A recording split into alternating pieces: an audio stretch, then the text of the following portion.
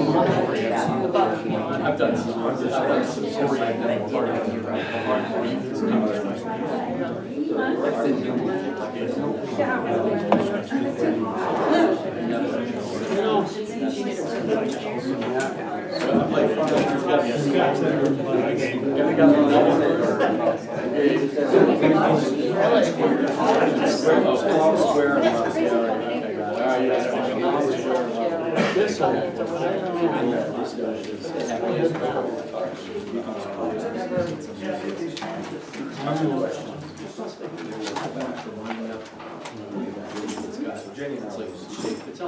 Yeah, they all do.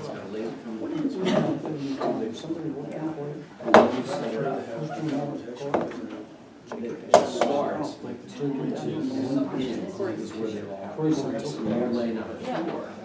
This is really so it's in here. That's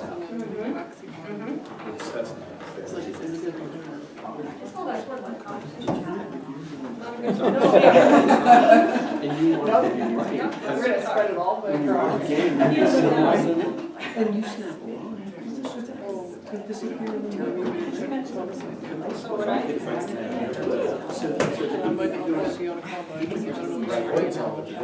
Well, I know that's.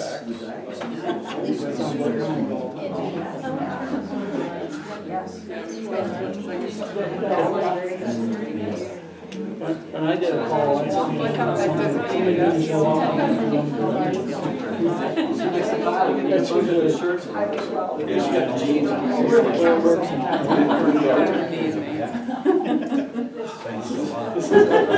No, that's the Easiest is the one. very nice too. Call me, I need to get out Yeah, right. Sit right there.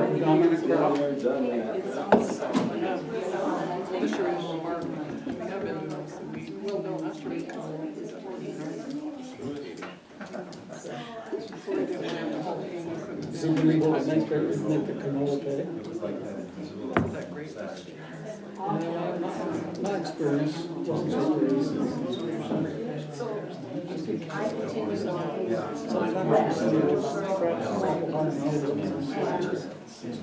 So Corey was avoiding having to put a tank on there. I see. Boys are going to that, and so we're going back. Well, you know what? I'm still getting some stuff. Rotating anything, yeah. Yeah, it's always. We'll probably just, we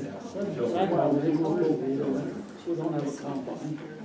So we have to, we probably constantly just one period of time. We do have 4 corners now.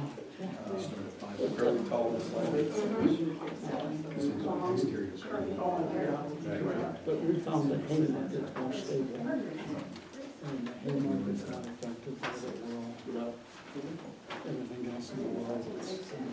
By the government announcing it was this many Well, all we did for a long time. I'm not sorry we did it. And, yeah, my part of it is, I can put in the system.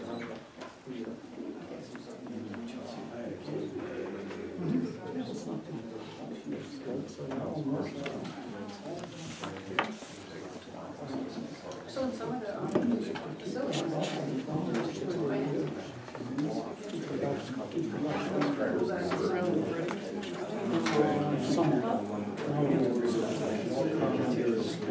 I like it just because it's actually. And that's the time you have to really working on China's.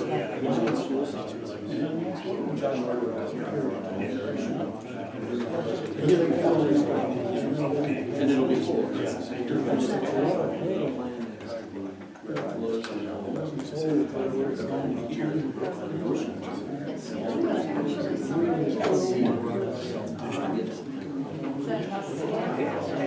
I mean, I know this is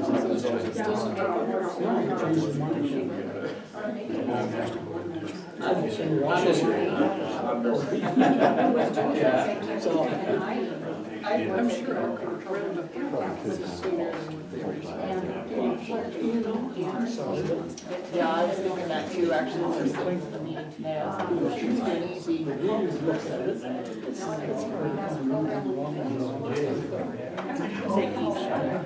always somebody else. Anyway,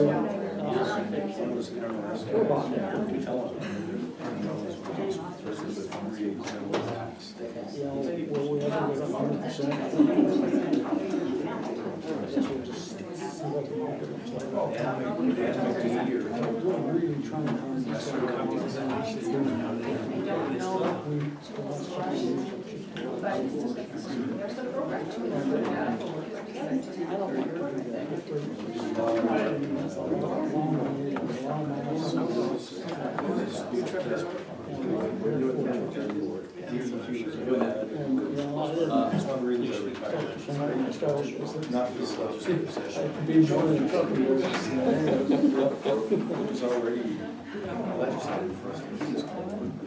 but right now, we're trying to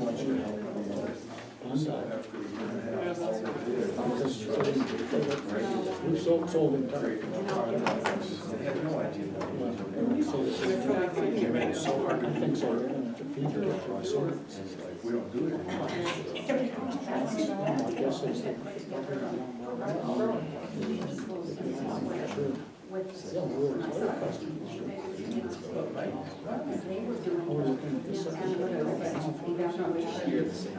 Okay, folks, we'll get started on this here.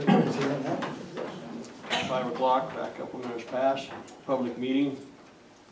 And this is a time for the public hearing. It'll be a loan for the Broadwater Health District. And it's, like to have you keep your comments as brief as possible, but you're welcome to speak up more than one time. So I guess we'll let the district present their presentation first. We'll go from there. Thank you, commissioners, and thank you all for showing up. I'd like to introduce Dr. Scott Kenny and have him just say a word or two. He's been in the community now, I think, almost 3 weeks, maybe 2. Getting close. And the exciting part about it is we have 7 people in the hospital skilled facility receiving care. And I think we've got a great team that's been pulled together to help Dr. Kenny achieve his goals. So maybe just want to say hi and a word or two. Well, I'm Scott Kenny. I am a retired firefighter paramedic from Southeast Florida, and I'm now a board certified family physician. My specialty was rural family medicine. I did that residency in Oklahoma, basically taking us back to where it was 20, 25 years ago. I'll be in the hospital, I'll be in the clinic, I'll be in the ER, I'll be available when you need me. If you get admitted to the hospital, you got to put up with me a little bit. We do have people that will admit, but I'll still show up and see how things are going. My finger's going to be on the pulse. And I just am ecstatic to be here. I'm also now involved in the EMS. I'm the medical director for Broadwater County EMS, and you'll be seeing me out and about on that too. So my wife and I just love it here. I often ask, how long am I going to be here? And I say, till I die. And what brought me out here was one of my fellow firefighters, retired about 10 years ago, and he's the one that suggested I come out here and interview as I was interviewing throughout the country. So there's family and friends that are out here. So we're delighted to be here. I prefer to see you guys out and about, but if you need my services. Thanks, Dr. Kenny. We also have several board members, both from the district board and from the THC board. Hugh Van Swearingen is the chairman of the district board, along with Vic, who is vice chair, correct? And then we've got Brad Campbell, who is the chair of our board, Secretary Treasurer Bill Updegrove, and Ron Saladay, and Michelle Barstead is one of the few members that doesn't live in Broadwater County, but she brings a huge, vast experience from the Montana Health Facility Authority Act. And she probably looked at every balance sheet of a hospital in the state of Montana. and probably involved in financing most of those facilities. So we're really pleased to have her on the board as well. And there's Georgia. There's one more, also a new member on the board. Georgia is heavily involved with agriculture. We know that, and we're really happy to have her a part of the board. So Jenny is our Chief Fiscal Officer. She might be able to answer some of the tough questions. Jenny Claus has been with us now about 2.5 years, 3? Yeah. And we have other members of the staff here too. And when it gets into the legal discussion, I guess I would defer to Corey and hopeful that he can help answer specific questions. What we're really looking at doing is helping the county invest in us. We're asking for we'll supply a 3% return on dollars that we borrow and use to bridge a change in our license. And we're looking at going to a 25-bed critical access hospital, and it's going to take us some time to bridge that gap. Medicare has to reevaluate your 25-bed critical access hospital change, and sometimes takes up to 6 to 8 months. And so we're looking as a kind of an operational investment with the county to bridge that right sizing. We've had some change in our market over the last year to 4 years. We had new assisted living, got 28 beds total in the community. This wasn't the case 4 or 5 years ago, and it does have an impact on your occupancy. When we looked at doing our feasibility study and providing 16-bed assisted living unit, we actually projected it would take us 3 years to get both filled.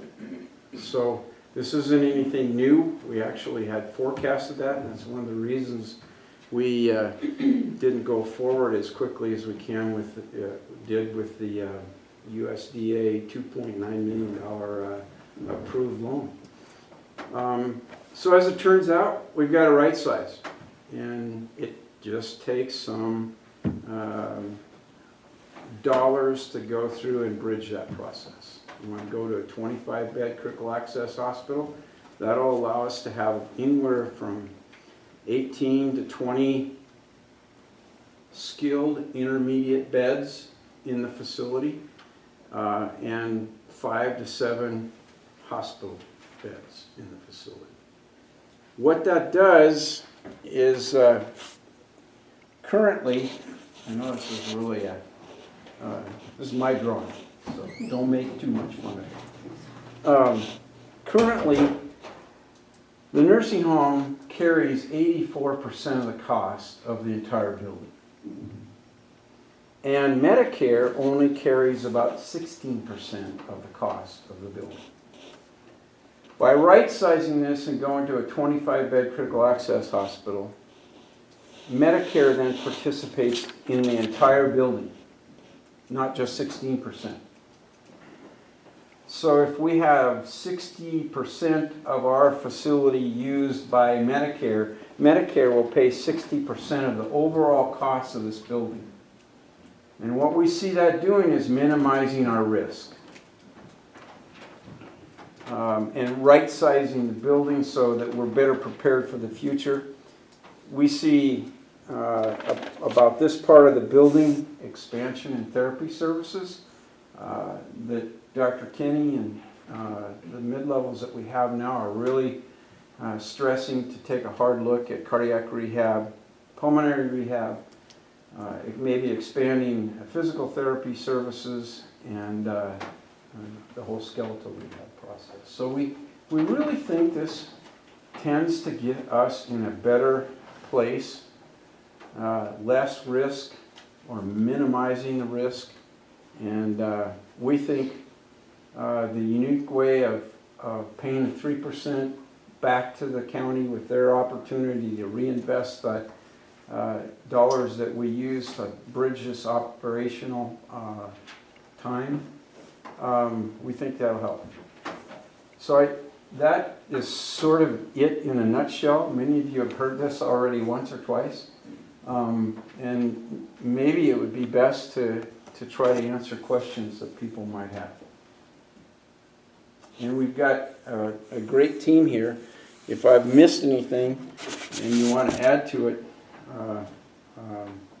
Jenny or any of the members of the board, you're welcome to help out. I don't know if Corey wants to talk about the legal aspect of the process and how that works, but maybe it's up to you, commissioners, if you want to just open that up for questions. You want to go over some of that first, Corey? Yeah, I can do that. I had a bunch of copies of documents. I've given them all out. So if anyone wants another set of the documents that we're looking at, I can get copies for you. Or if, I know there's some folks in the room that took some copies today if they want to get them up.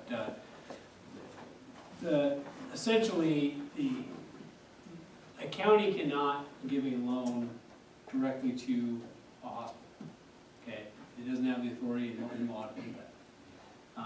The hospital district can give a loan to the hospital, but they have to be able to have the funds to be able to pay for that and to then cover the repayment of that money the hospital district has.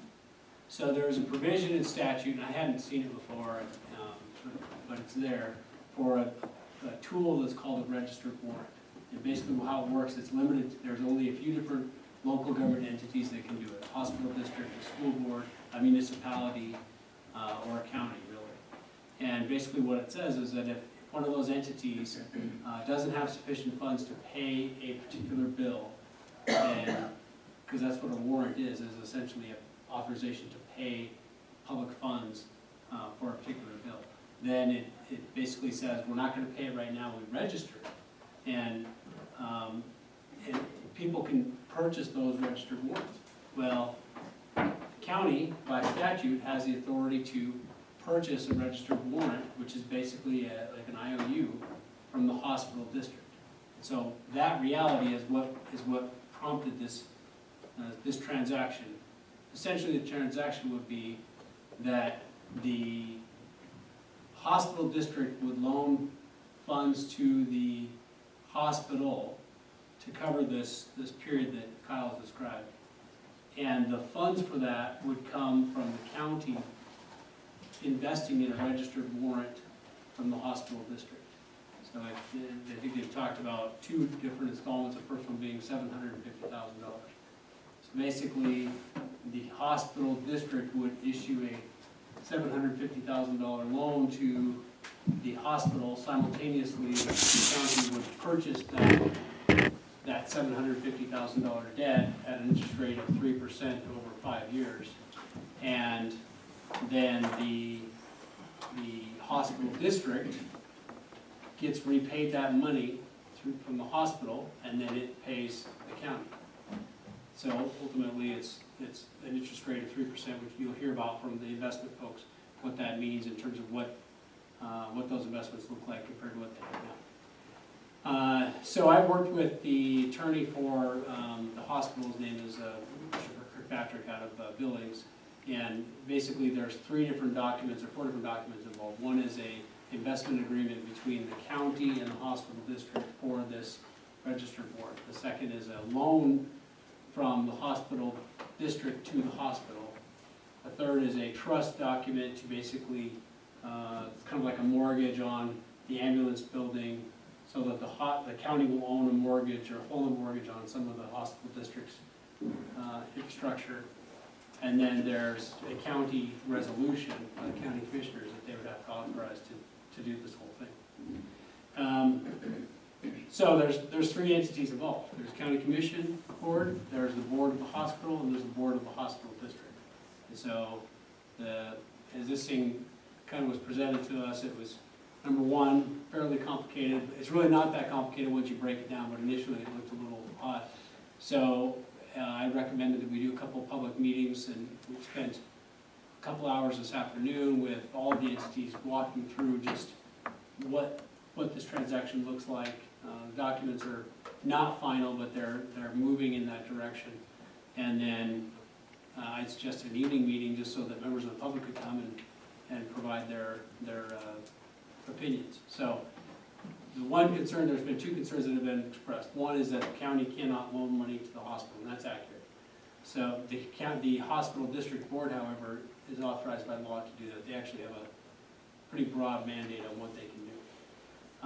And then the county can purchase these registered warrants from only a couple of different entities that are allowed in law. Well, hospital district is one of them. The second concern that a few folks have expressed to me is that the county is going into debt and can't do so, without voters' approval. And this is not actually the county going into debt, this is actually the county investing in the private entity that's going into debt really is the hospital. But it's not a county debt, it's a private entity hospital debt, where the county is really the creditor, not the debtor. The third one, and a gentleman brought this up to me right before the meeting, is that there isn't sufficient public notice for this meeting. And I re-researched the statutes that I already knew, and the statute says that you, in fact, it's not even exactly required for 48 hours, but generally 48 hours is the rule of thumb for notice for a county commission meeting. And the statute also says that in a single meeting, a county can propose, hear, and act upon a resolution. And there was actually going to be, as I understand it, the schedule is that the decision won't be till Wednesday. So that'll have been the third meeting on this issue. So I'm not worried about the public notice or public participation issue as far as this goes. I understand, and I guess I'll let Mr. Swear. Well, Hugh, have you done a notice, or what's your plan for the Well, hospital if district? provided that the commission approves this investment, then the hospital district board will meet on Thursday, and the board will consider those documents, and I suspect we would approve the arrangement, but we would pass on that money to the hospital district, or from the hospital district to the hospital. Okay, so that'll be a public meeting. For 4 p.m., we're looking at 4 p.m. Thursday. Okay, and have you posted that yet? It's been posted. Okay, so I can answer any other questions, but those were initial things that were asked of me up front. Just one comment, can the hospital pay it back? And we shared a schedule with the commissioners that we paid anywhere up to $52,000 a monthly payment, down to about $34,000 to monthly payments. And so we feel real confident, and over the last 4.5 years, we paid off about $2.8 million. And so we feel confident we can make that payment, and I guess we see a bright future with 6 to 7 patients in the hospital today. And if that's any indication for the future, which we think it is, we think more and more people will use this facility, and we hope you all use the facility and give us an opportunity to give the best care possible. I guess I'd like to ask the investment board to explain where the money's going to come from, and is there any benefit to the county with that? You want to probably go first? My name is Chris Wright. I'm on the investment board for the county. We advise Doug, the treasurer. So we were looking at this because it's the county investing money, then the investment board's going to take a look at it. And full disclosure, my wife is an employee at the hospital, but the fact that we're even in Montana from the East Coast, she told me 2 years ago, we can retire anywhere because I'm a nurse. We can go anywhere in the country. So I'm not here to prop up the hospital because I can go anywhere in the country, so it doesn't matter. So anyway, as far as an investment goes, viewing it strictly as an investment, a warrant is a debt instrument. Basically, somebody's lending money to somebody else. And so what's happening is the hospital board's going to be lending it to the hospital, but the county is gonna be making an investment. Right now, the county has, oh, right here. Between 6 and 10 million last time. It's sitting in CDs and bonds. And the CDs, if we were to cash in CDs right now to make this money available, that money sitting right now, we would pull out of CDs that are currently paying on average 1.6%. So from the county's point of view, we would be taking money from 1.6% and putting it in a place that gets 3%. Okay? Even if it was the entire $1 million, okay, it's an extra $14,000 a year in interest. So it makes sense to do. But it only makes sense to do based on, return is one thing, risk is another. What's the risk involved in this investment? When we invest in CDs or bonds, those are usually certified by the government somewhere along the line, they're guaranteed. We make sure that we don't put our money, the county money, into banks that exceed the insurance of the banks. It's not, you're not supposed to do that. You're supposed to spread it out. So we do that. So basically what's going to happen is the hospital, as I understand it, the hospital is changing the way they get paid. The way they get paid now is if there's enough people in the nursing home, then they have all the money that they need. But if there's a few less people, they still have the staff there, but they don't have the people that are paying the money every month. But if they change to a hospital where those nursing home people are not in a nursing home, but they're in a hospital bed, and they're there on Medicare, then the government's going to reimburse them. So all the money, but the problem is, since it's a different system, it's almost like if an individual was going from being paid once every week to being paid once a month. Everybody might, maybe people, I know farmers here get paid once a season. So you get so if I was going to go from once a week getting paid to once a month getting paid, I might need a little bit of help to bridge that. What the hospital is asking, as I understand it, the hospital is saying, look, we're going to change the way we get paid. Number one, we're going to get paid for a lot more people. The federal government is going to be paying us, reimbursing us for our expenses, where now we have to count on whether or not there's people in the nursing home. Now it's like if there's anybody there and we have an expense, the federal government's going to pay for it. So is the federal government reliable? In our estimation, yes. The only other risk would be, so they're going to be getting money in reimbursements, but it might take 6 months, 8 months to get that money. Once that money comes in, and those reimbursements are as guaranteed as the federal government and Medicare, once that money comes in, that's the money that's used to pay back the warrants. Simple. It's just a matter of buying some time. It's not a matter of investing and maybe we'll put an assisted living place in and hope that we can fill it. This is reimbursements for money. They're only going to spend the money they have to for the patients. And that money for those patients will be reimbursed by the federal government. So there's very little risk. The only other risk would be, and it's almost left, but if the federal government pays them the money and then they don't pay back. But if they got the money, there's no reason to believe that they would not pay back because they have a good history of paying back. So from an investment point of view, that's the way we analyze that investment, and it's an investment that's going to give us a better rate of return. For the hospital, they're getting 3% interest money instead of going on the street and getting 7% interest money. That makes sense for everybody. So that's the way we looked at it. Anybody have any questions for me? Are there any guarantors to this? Guarantors in the sense of what? As in people, numbers. Medicare. This is Medicare reimbursements. Local guarantors. Why do you need a local guarantor if Medicare is going to guarantee it? If the hospital's not doing what they promised. If the hospital has patients, then they have expenses. Those expenses are reimbursed by Medicare. As a taxpayer, I want to be sure that money's coming back to the county. Okay, so you're worried about whether or not, your concern is whether or not, like ours was, to take a look at whether or not, when they get the reimbursement. So you're not worried about the reimbursement, you're worried about when they get the reimbursement, whether they'll pay the county back? Is there going to be enough patients to? If there's not a lot of patients, then there's not a lot of reimbursements and they don't need to expend the money. But Chris, how does that solve the overhead that goes on? The overhead is part of the cost basis that's reimbursed. Um, In other words, the federal government had, well, this is maybe something else somebody else could Right. give me answer, but my understanding is, from a layman's point of view, is the federal government wants to make sure there's a hospital here. So they provide doctors and nurses and all that stuff, and if one Medicare patient was there, theoretically, for the year, and it was $6 million to run the hospital, that patient would be billed and reimbursed for $6 million by the federal government. Because they gotta make sure there's a hospital here. And they understand that to have a hospital here, you have to have doctors on staff and nurses on hand. It's not like you can do it on call. That's what the emergency room's about. People are coming in and they expect somebody to be there. So that's part of the cost basis. And shifting, as I understand, it's gonna be even more safe now because they're shifting where 16% of the hospital used to be covered by this reimbursement.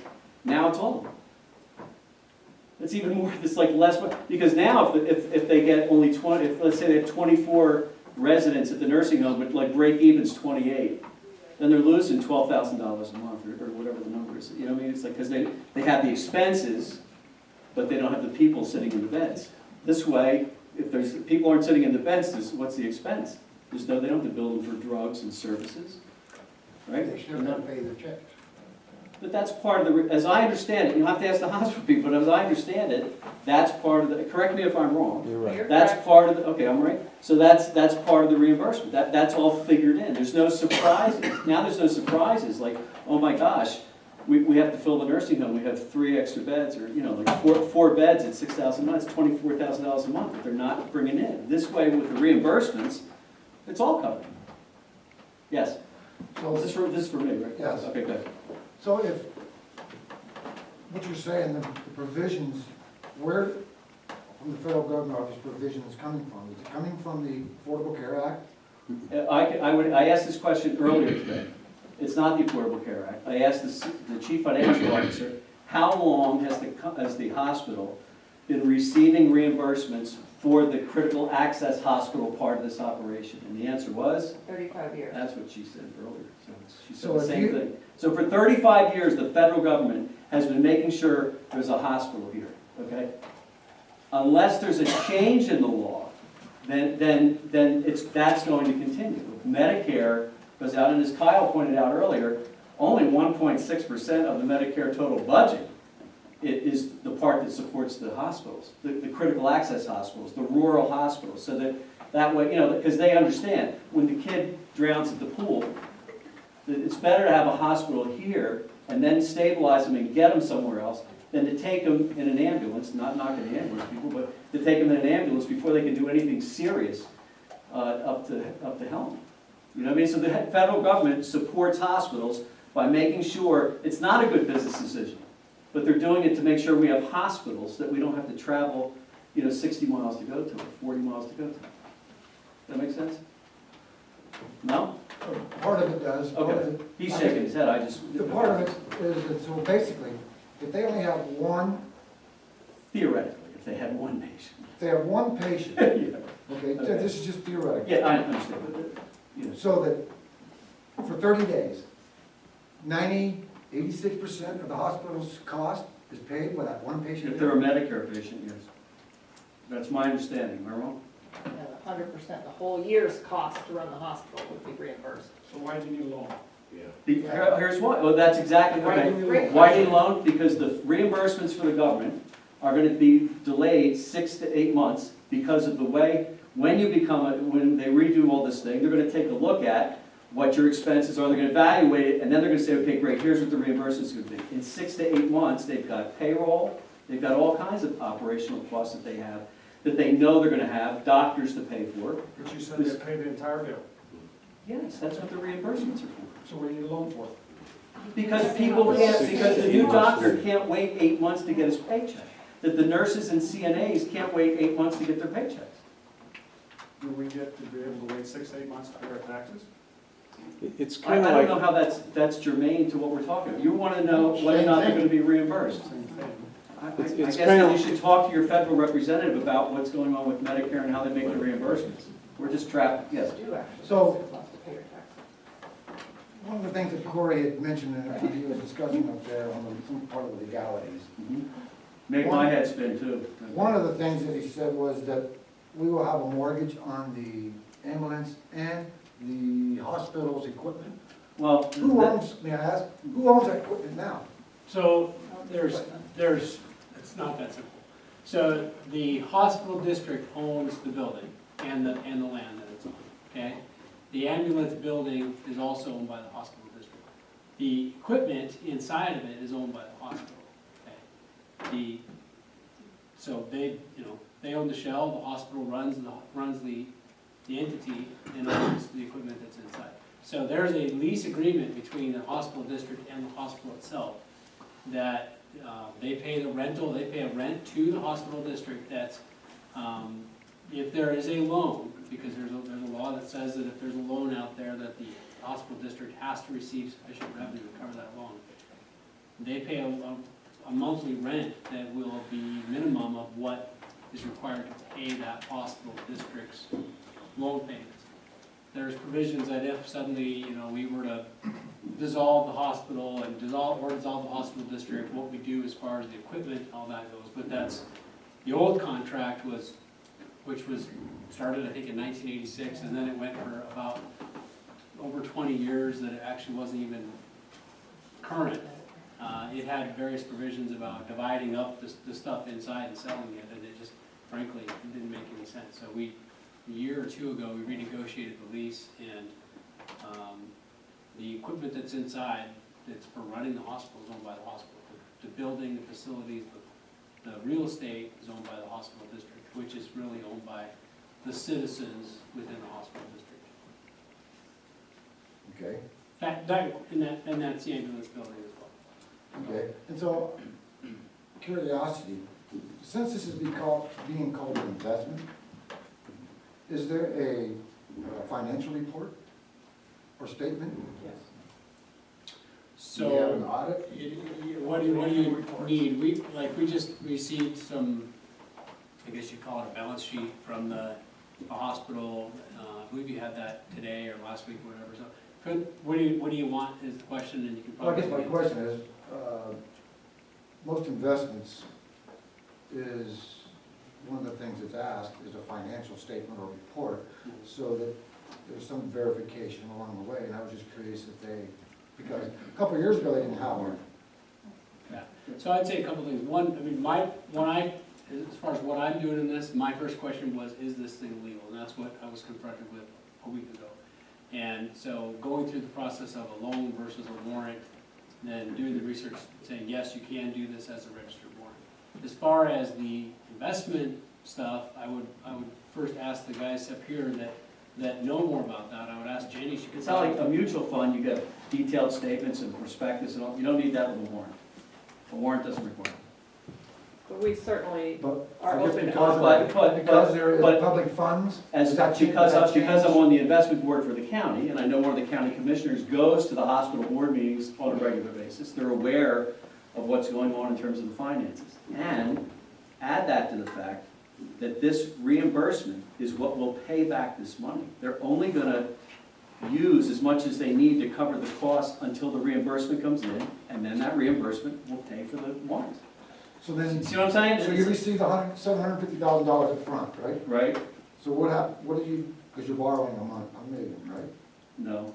As I understood the investment, we've been asked to Or not consider, borrowing, you're investing. we're gonna invest $750 up front.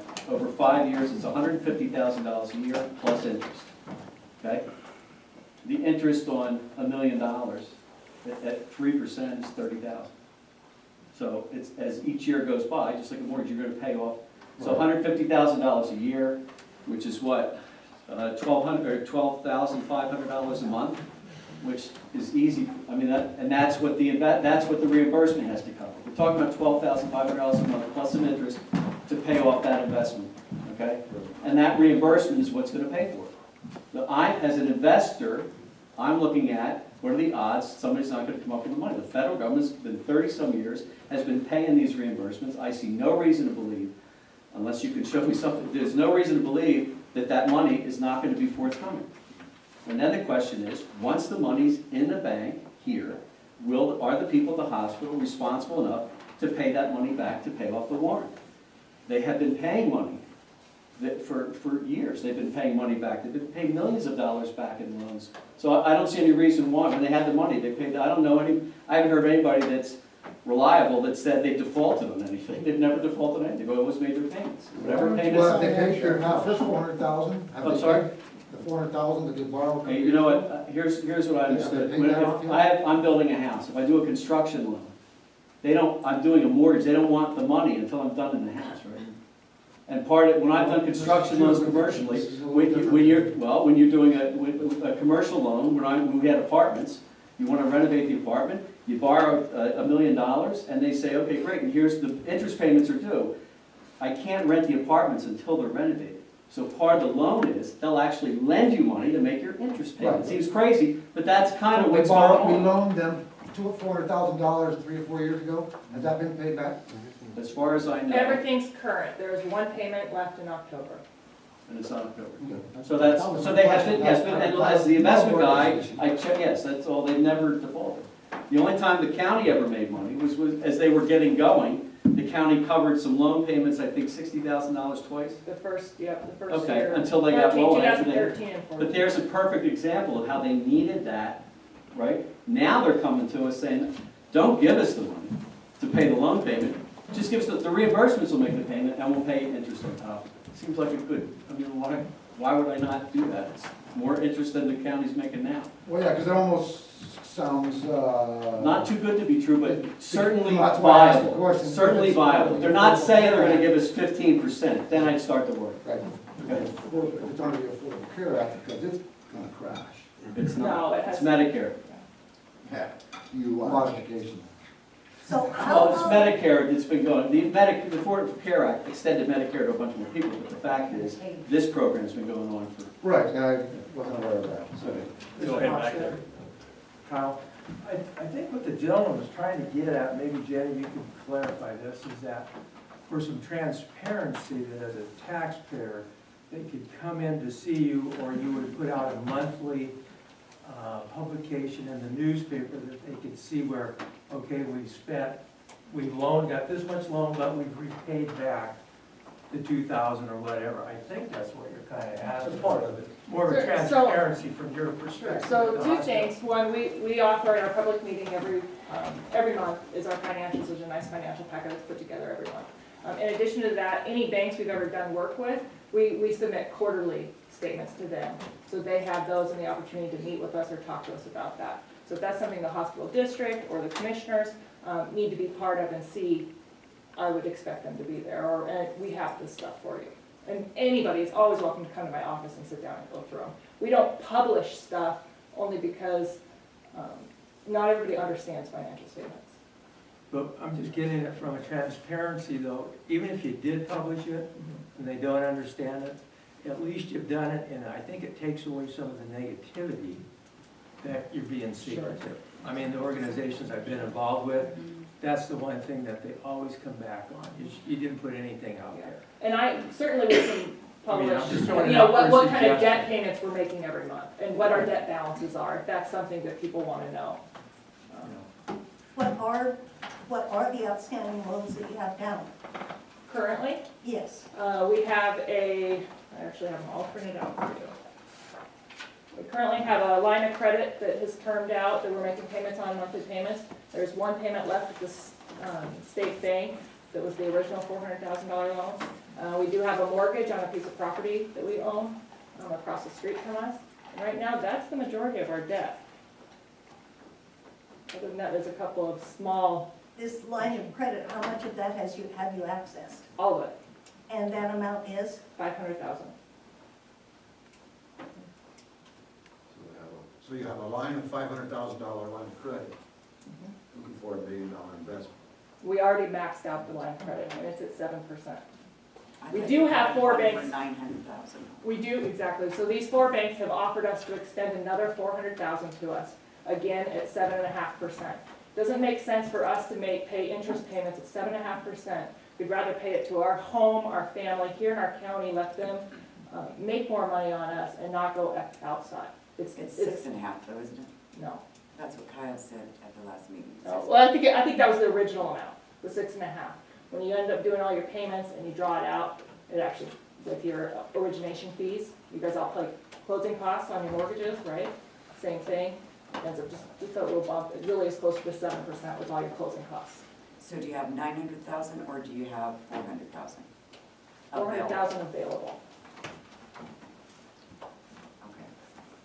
500. That's not how I understood it. Yeah, Last time. 500's already maxed You out. had 900,000, but you didn't want to use it because of the interest rate. But that's, No. It's a total. It's a of total 9. 900. We've We already only used used 500, and what we've done is we've agreed to them to go ahead and make monthly payments back on that 500,000 in agreement that they would extend it another 400 and become due in a year.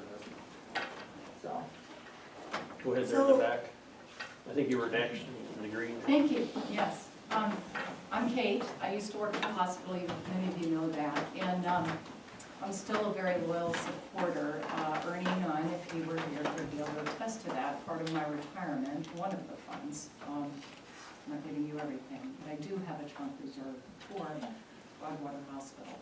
But naturally, kind of like the payers in Mark County wanted to see sort of return on the investment, or even though I won't be here to see that return, and many of you would probably like that day to come really fast, but regardless, posthumously, I hope to see a good return in the investment. And I'd like to know that my neighbors and my family here, since my husband's working at the grounds for the cemetery, and I'm a business owner here in the county, we'd like to know that we're building up a good thing here that draws more return on investment and more happy constituents and good, solid jobs. I know Kyle referenced the turnover that's been pretty high, but my question is a couple things. One of the things that came out in the 73-page survey that you all did, and queried people in the county about their hopes and dreams for the hospital.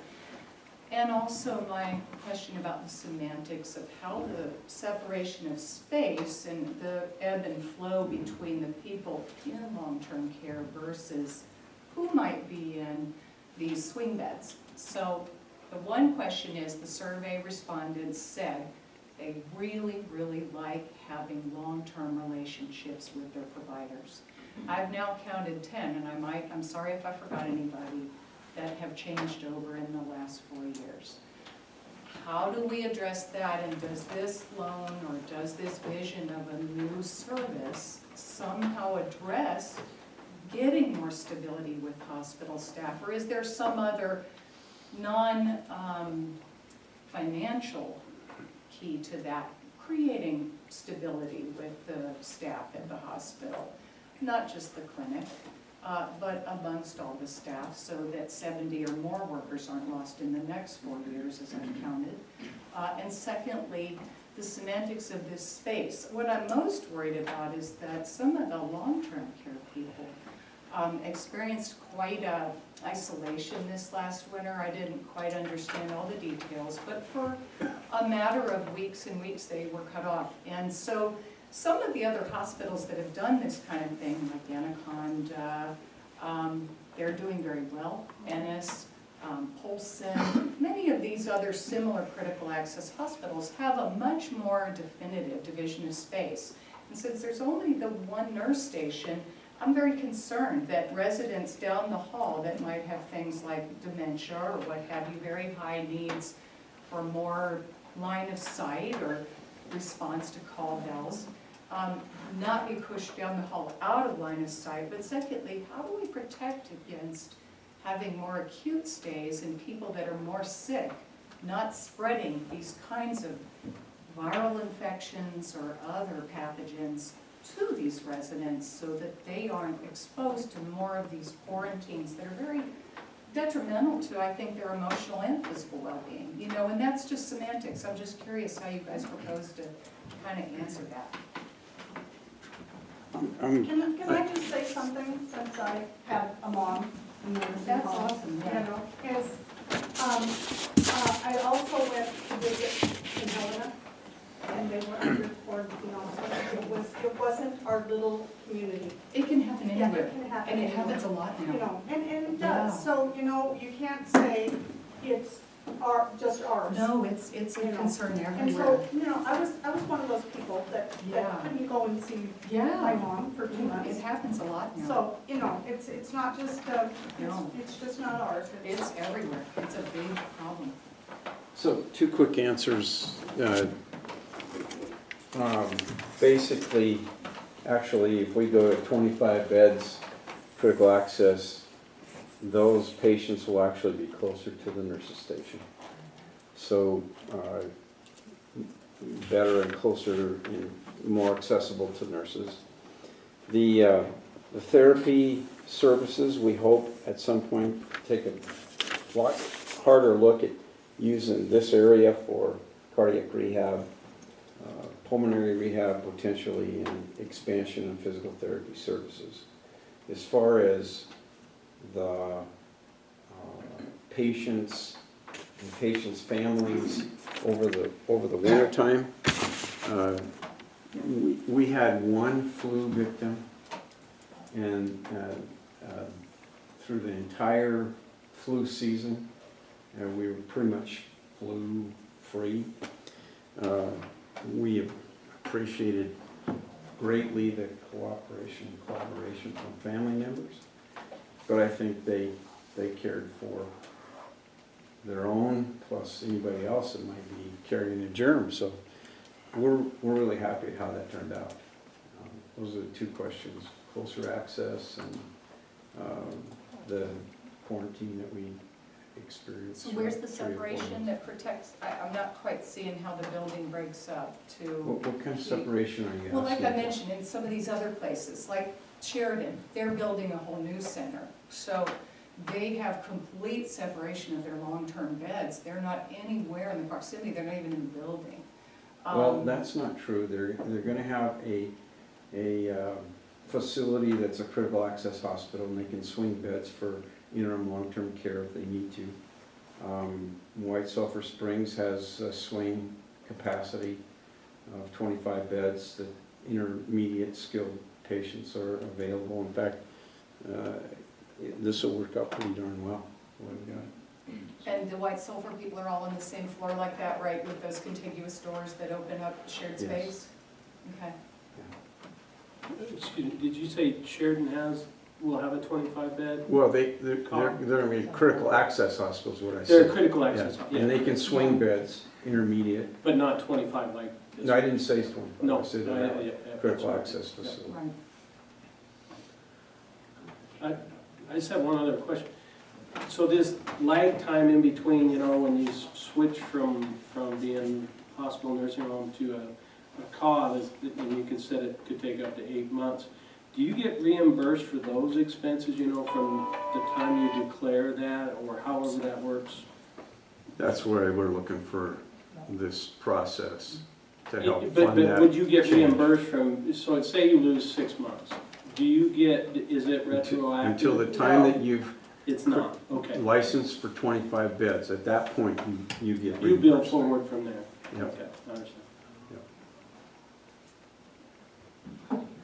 Yes, so you're wanting to basically upgrade your license, correct? Is this? I wouldn't say upgrade, it's a transition to minimize the risk that you're taking on a annual basis. And the risk is whether you get those 32-bed nursing home beds filled and how you fill them. Whether they're Medicaid patients or whether they're private pay patients.